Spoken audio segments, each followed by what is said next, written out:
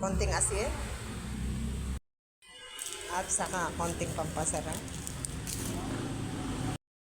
Ito, kinarga ko na yung sibuyas, luya, kamatis sa loob ng bangus. Ating iihawin naman ngayon.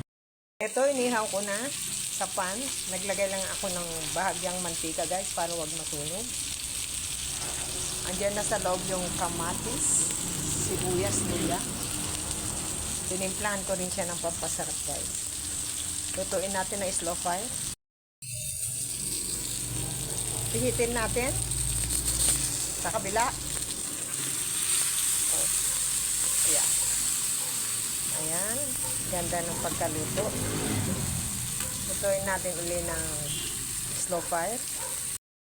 Ito okay na, guys. Hanguin na natin yung aking inihaw na bangus sa pan.